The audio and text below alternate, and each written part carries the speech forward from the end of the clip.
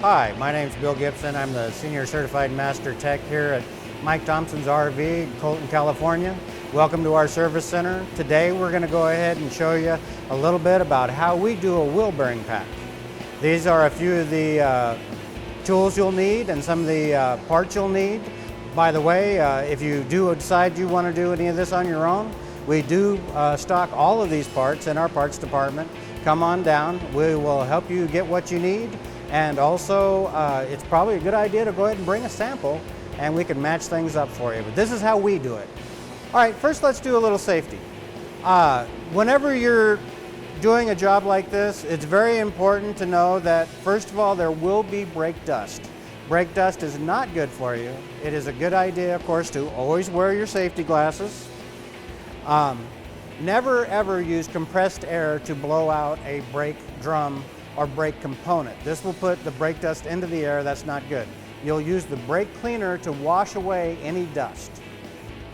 Make sure that you capture any of the dust that you're washing away in a proper pan and dispose of properly. Next is your grease. You do want to make sure and use the white grease. Not all grease is temperature rated for wheel bearings. You do want to make sure you get the right product for the right job. Okay, here are a few things that I'm going to use when I do this wheel bearing pack. Number one is a good quantity of rags, brake cleaner, grease, make sure it's rated for temperature for your wheel bearings, wheel bearing seals, and cotter pins. The tools that we're going to use are going to be a ball peen hammer, grease seal remover, grease seal installation tool, brake spoon, locking pliers, brake caliper, and impact.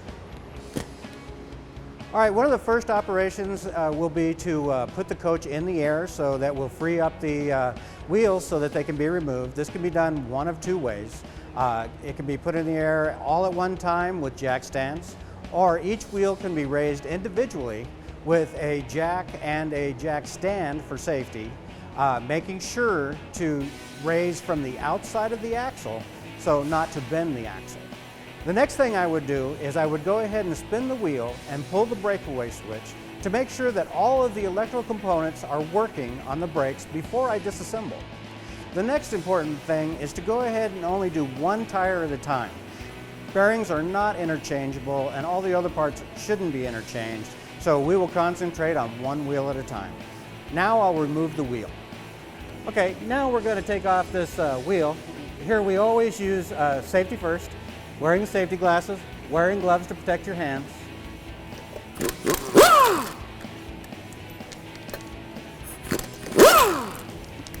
In taking off the wheel, we're always careful not to lean the wheel against the coach. This could cause scratches or some type of damage to the coach. All right, with proper gloves on, now we're going to remove the dust cover.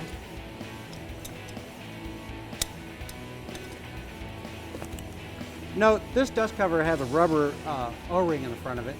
The center is worn out. This will be replaced. Next, you want to lay out a rag for all your components to be laid on.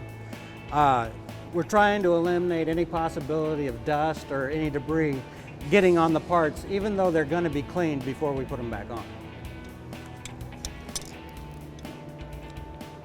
First, you have to remove the cotter pin. Cotter pins are a one-time use product. They'll be replaced each time. All right, now we'll remove the castle nut.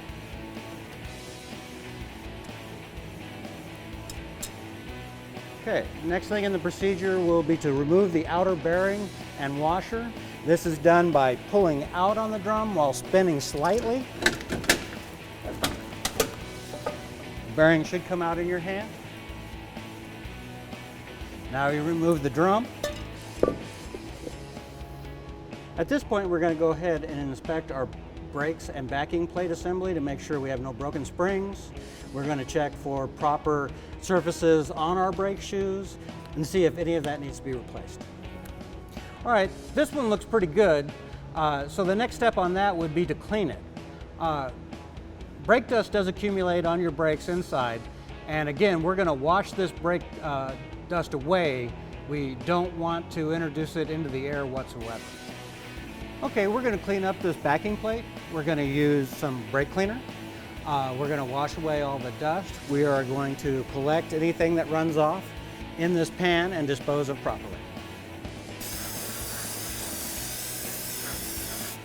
Now going to remove any excess grease from the spindle. All right, at this point, I've inspected the backing plate. The brakes are good, springs are good, magnet is in good shape. So we'll move on to the drum. The first thing to do would be to remove the inner grease seal. These are replaced on every wheel bearing pack. To do this, we're going to use a seal puller and a ball peen hammer. Now we'll remove the inner bearing. We'll keep this covered up until we can go over and clean it up a little bit.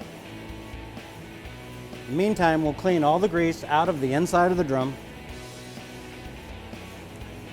All right, now that we have this drum cleaned up and we have the bearings cleaned off, we're going to go ahead and repack this bearing and install the seal. Put the bearing into the bearing packer.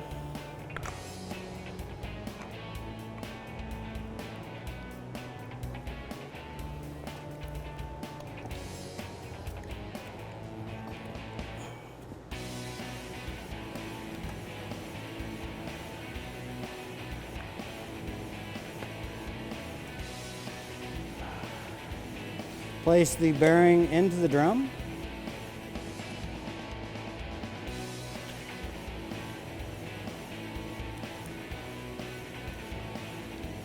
Very important, always use a seal driver to install your seal.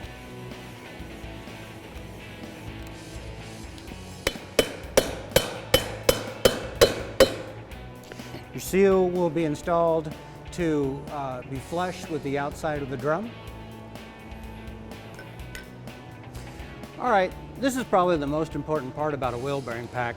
The grease is a good thing to be checking and everything, but the most important thing is that the brakes are properly adjusted. Trailer brakes don't have self-adjusting brakes, and so they have to be adjusted by hand, and this is actually the crucial part. We'll use a set of calipers to measure the inside of the drum, and then we'll use those to match up to the brake shoes themselves, and then we will adjust them to the proper setting.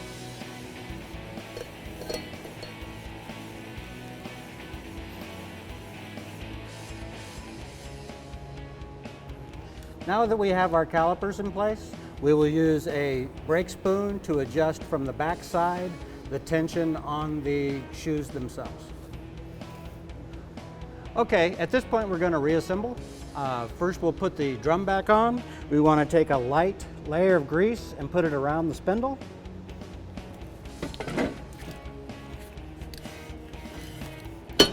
There we go.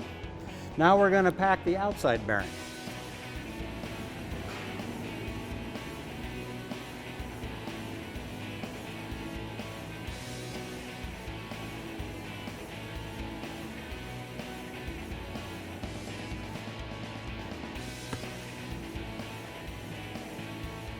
All right, now what you need to do is you need to install the outside bearing, the washer, castle nut,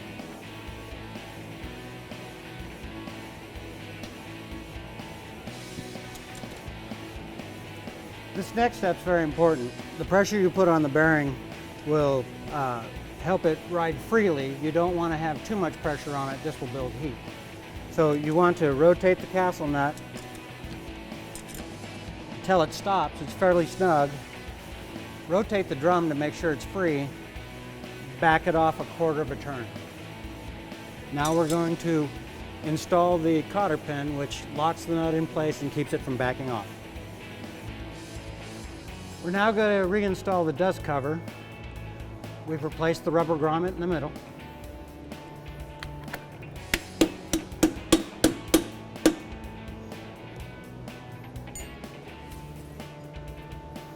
And all we have to do now is to remount the tire. All right, in close, that's how we do a wheel bearing pack here at Mike Thompson's. One point I would like to make for you is that it's not so much about the wheel bearing grease as much as it is the brake adjustment. These do not have self-adjusters, and so they should be adjusted every year. You do want your brakes in the tip-top shape when you go to stop. So this is something you can do on your own. If you do, please be careful. But if you want to bring it into us, we'll gladly do it for you. If you want to get parts, we have the parts department you want to see. We have all the right parts so it gets done properly. So come on in and see us, and if you have any questions at all, don't hesitate to ask. We're here. See you later. Bye.